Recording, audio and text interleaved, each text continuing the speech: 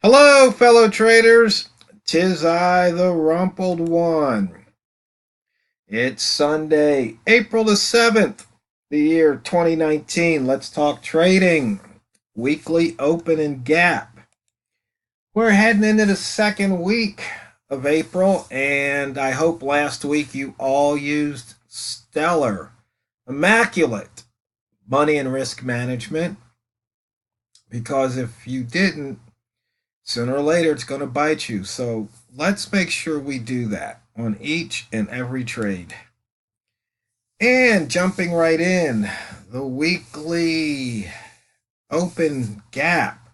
We only have one pair that hasn't filled.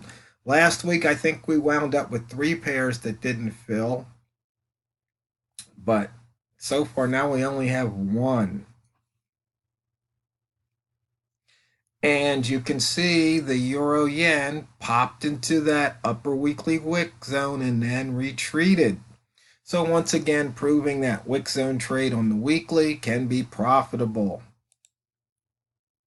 And we failed to close above the yearly open again on the euro yen. And also note it came up to the previous day's midpoint and reversed.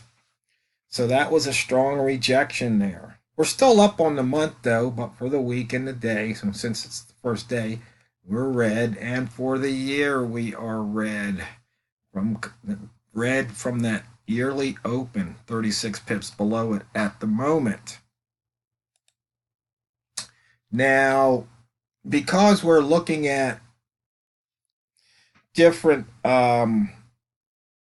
methods or systems that I've developed this month, we haven't been looking at this screen Monday through Friday, but we'll look at it today here. And as you can see, this is the first day of the month. You see we're still above that, but we're still in the range of the first day of the year, because that first day of the year was a whopper. And as far as the week goes, you can see here we're putting in our highs and lows, but there's really not that much range at the moment. And if you're wondering why, when I move it, we wait for the next tick and then the indicator updates. It gets the new width so it knows where to place these labels, these objects. So that's what we're working with, but we can see here that first day of the month, we haven't gotten back into that zone, but we can use that as a breakout trade. And once again, we failed to close above the first day of the year. And so you see we're above April, we're above February, and we're below the March open day for each month. And you can see where we are within the ranges of those months. Because I just have the high and the lows. So here's the low the first day of the month. Here's the high the first day of the month for April, and you can see we're still above it. Inside bar. Oh, there's one trader wants me to do the whole week on inside bars, but you're going to have to wait. Probably won't get to it till next month, because this week we're going to be talking about the rat zone, because that was the second method that I believe I came up with out of all the methods. So inside bar, look to go short 125 or 124.96, or you could just short the 125.00 and see if you get the breakout of that inside bar here, which was 2 days ago. And you can see here we've got some inside bar. All the blues and grays are inside bars that it's possible for you to trade. Green means price is above the inside bar high, and red means price is below the inside bar low.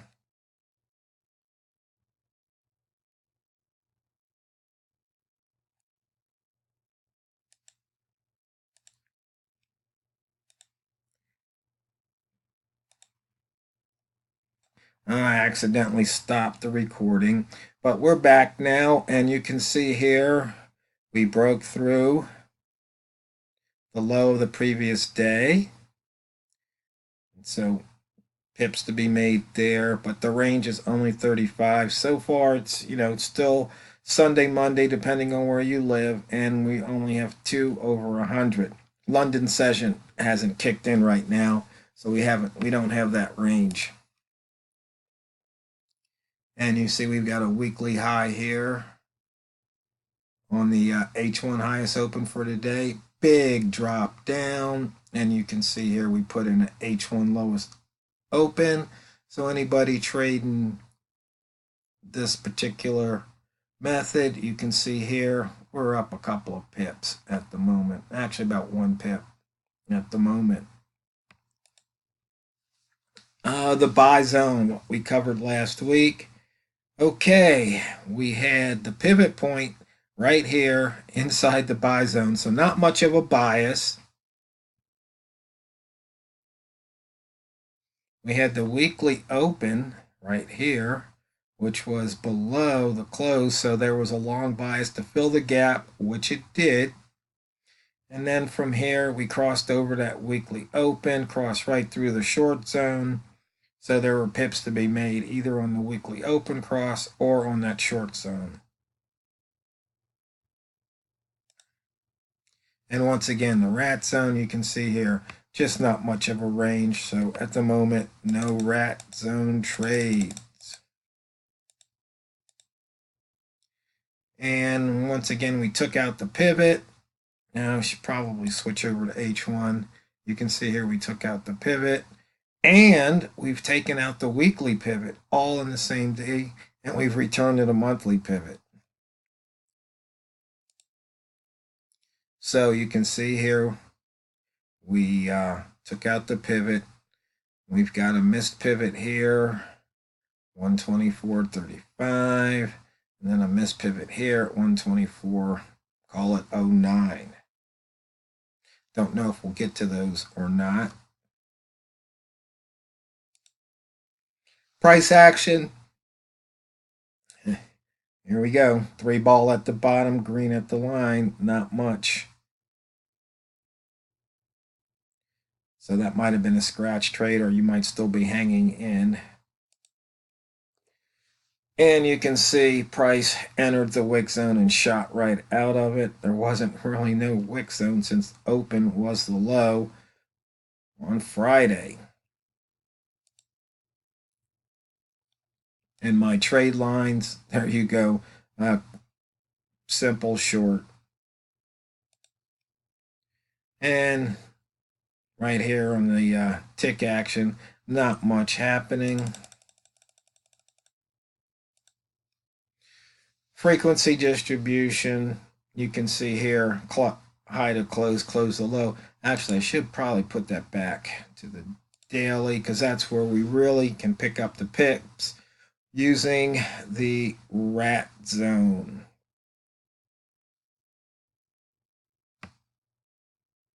Actually, I just thought I should put the rat dots on this screen.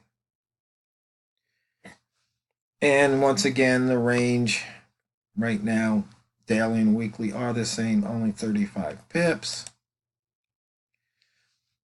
High to open and open to low.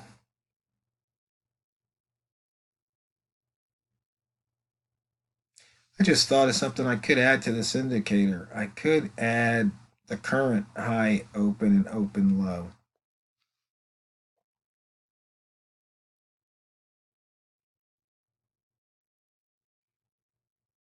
And then I think of that I could do min and max too, but we'll see.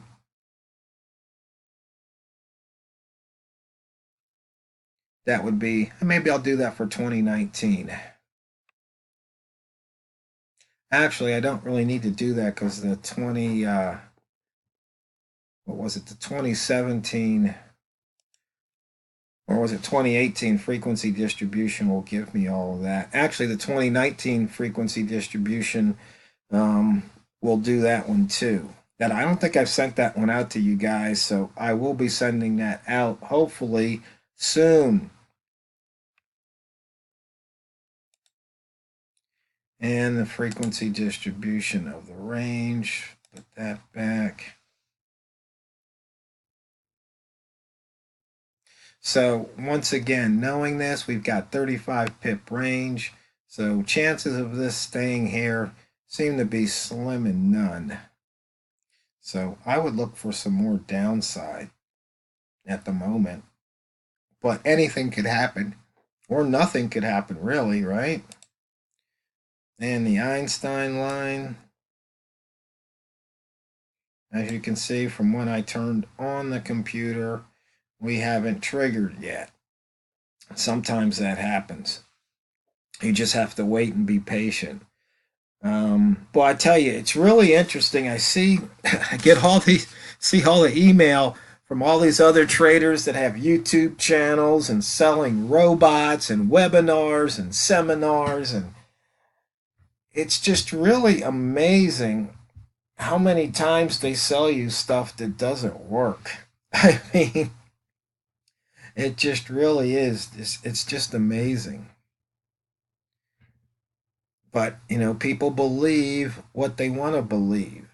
And I was watching another YouTube video, I guess it was on psychology, and, they were talking about the 80-20 or the Pareto principle, And I was thinking that when you trade, especially if you employ your risk and money management, the worst possible trade is going to be whatever it is you risk. That's going to be your biggest loss.